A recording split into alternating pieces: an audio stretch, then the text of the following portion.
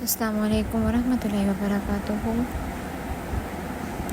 آج ہم پڑھیں گے سجدے کی دعائیں۔ نحمدہ و نصلی علی رسولہ الکریم، اما بعد، اعوذ باللہ من الشیطان الرجیم، بسم اللہ الرحمن الرحیم۔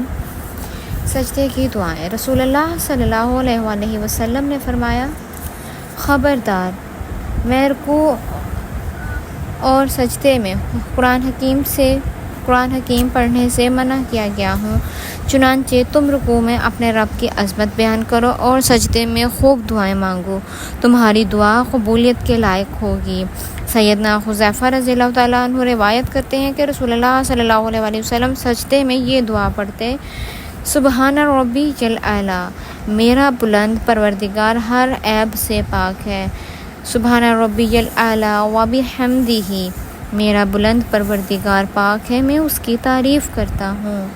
سیدہ امی عائشہ رضی اللہ تعالیٰ عنہما روایت کرتی ہیں کہ رسول اللہ صلی اللہ علیہ وآلہ وسلم اپنے رکوع اور سجدے میں کثرت سے یہ دعا پڑھتے تھے، سبحانک اللہم ربنا وبحمدک اللہم اغفر لی، اے میرے پروردگار، بے شک تو ہر عیب سے پاک ہے، ہم تیری تعریف اور پاکی بیان کرتے ہیں، اے اللہ مجھے بخش دے۔ سیدہ عائشہ رضی اللہ تعالیٰ عنہما کہتی ہیں کہ رسول اللہ صلی اللہ علیہ وآلہ وسلم اپنے رکوع اور سجدے میں یہ کہتے تھے، سبوح قدوس رب الملائکۃ والروح،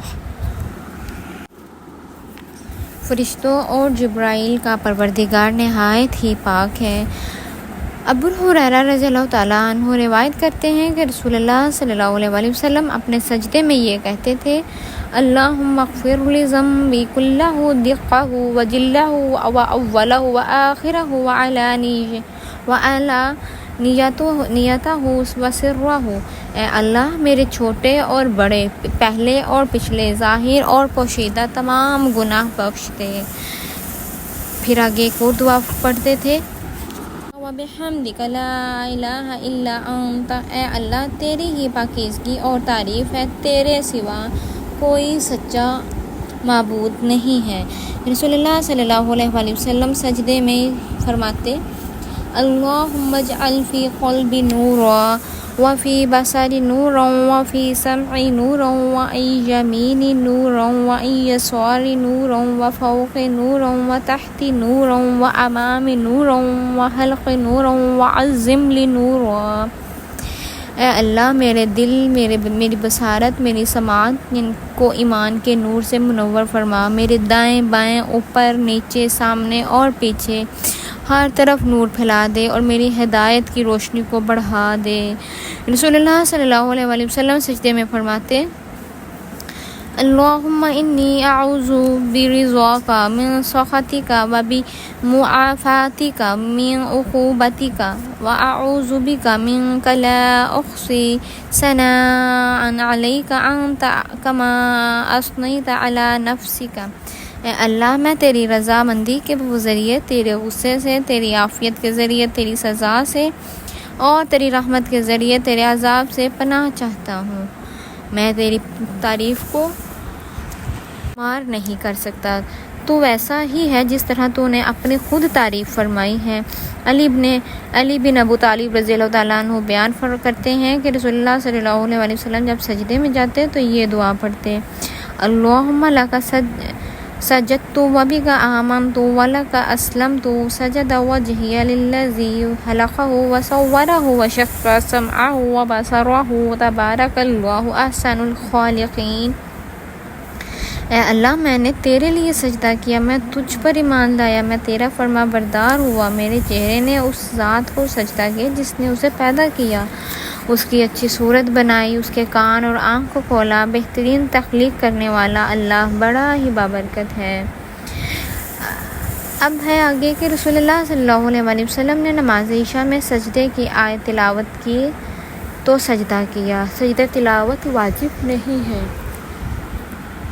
زید بن ثابت رضی اللہ تعالیٰ عنہ فرماتے ہیں کہ میں نے نبی اکرم صلی اللہ علیہ وآلہ وسلم کے سامنے سورہ نجم کی تلاوت کی تو آپ نے سجدہ تلاوت نہیں کیا۔ اب ہے آگے درمیانی جلسہ، یعنی کہ دو سجدوں کے درمیان بیٹھنا۔ ابو حمید سعدی رضی اللہ تعالیٰ عنہ کی روایت ہے کہ رسول اللہ صلی اللہ علیہ وسلم سجدے سے اپنا سر اٹھاتے اور اپنا بایاں پاؤں موڑتے یا بچھاتے، پھر اس پر بیٹھتے سیدھے ہوتے یہاں تک کہ ہر ہڈی اپنے ٹھکانے پر آ جاتی۔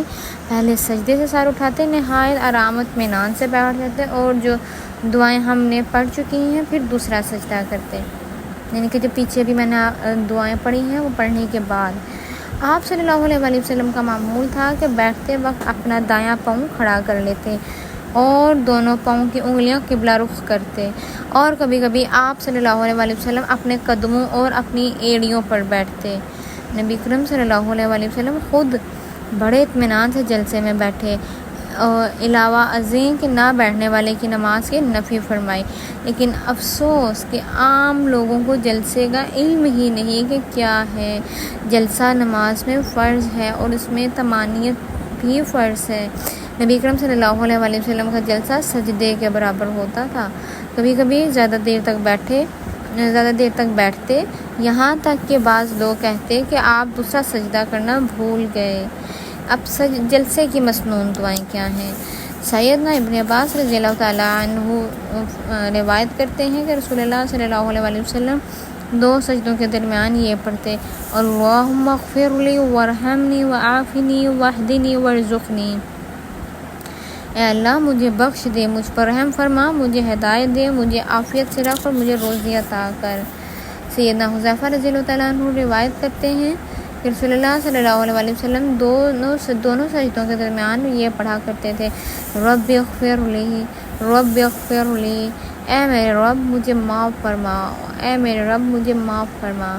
اب جب دوسرا سجدہ، جب آپ پورے اطمینان سے جلسے سے فارغ ہوں تو پھر دوسرا سجدہ کریں اور پہلے سجدے کی طرح اس میں بھی بڑے خشوع اور خضوع اور مکمل اطمینان سے دعائیں پڑھیں اور پھر اٹھیں۔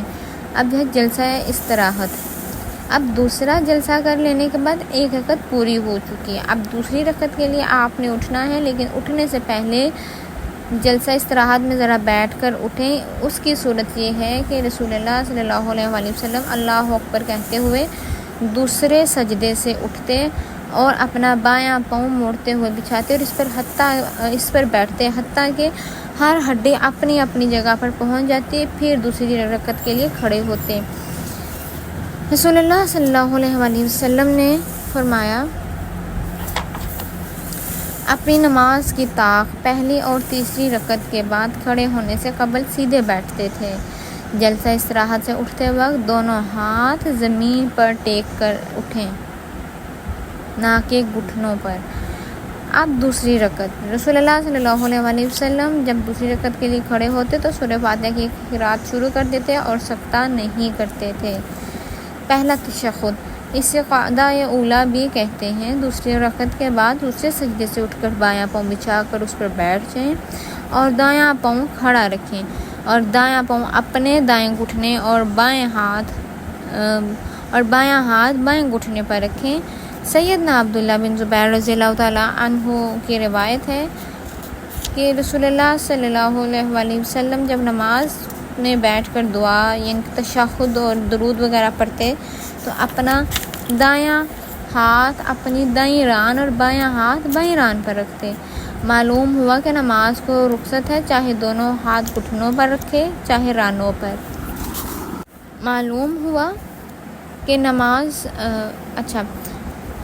رخصت ہے، یعنی کہ نماز مکمل ہو جاتی، چاہے آپ اپنے اتحیات پڑھتے ہوئے اپنے دونوں ہاتھ گھٹنوں پہ رکھو یا ران پہ۔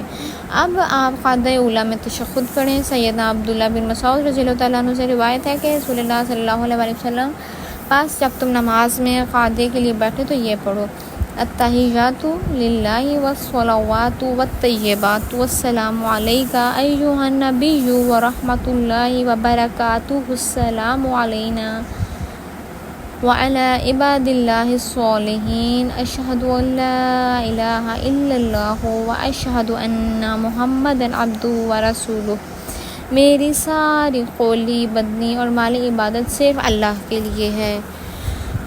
اے نبی، آپ پر اللہ تعالیٰ کی رحمت، سلامتی اور برکتیں ہوں، اور ہم پر اور اللہ کے دوسرے نیک بندوں پر بھی سلامتی ہو۔ میں گواہی دیتا ہوں کہ اللہ کے سوا کوئی سچا معبود نہیں ہے اور میں گواہی دیتا ہوں کہ محمد صلی اللہ علیہ وسلم اللہ کے بندے اور رسول ہیں۔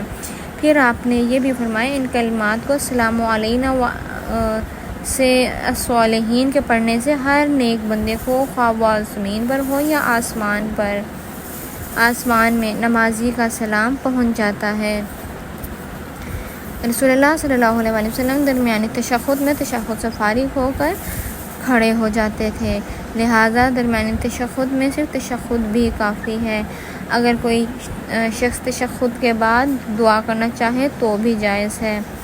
نبی اکرم صلی اللہ علیہ وسلم نے فرمایا جب تم 2 رکعت پر بیٹھو تو اتحیات کے بعد جو دعا زیادہ پسند ہو وہ کرو، اور دعا سے پہلے درود پڑھنا چاہیے۔ رسول اللہ صلی اللہ علیہ وسلم نے فرمایا ایک آدمی نماز میں دعا کر رہا تھا تو آپ نے فرمایا اس نے جلدی کی، نماز میں پہلے اللہ کی تعریف کرو، پھر نبی صلی اللہ علیہ وسلم پر درود بھیجو، پھر دعا کرو۔ اب دیکھیں یہاں پر ہمیں دعا کرنے کا طریقہ بھی بتایا گیا ہے، لہٰذا درمیانی تشہد میں تشہد کے بعد درود اور دعا بھی کی جا سکتی ہے۔ بے شک اب دیکھیں یہاں پر اللہ تعالیٰ نے ہمارے نبی پاک صلی اللہ علیہ وسلم نے ہمیں دعائیں کرنے کا طریقہ بھی بتایا، اور جو کچھ نماز میں ہمیں پڑھنا چاہیے وہ سب بھی بتایا۔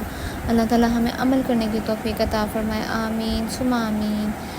سبحان ربک رب العزت عما یصفون وسلام علی المرسلین۔ السلام علیکم ورحمۃ اللہ وبرکاتہ۔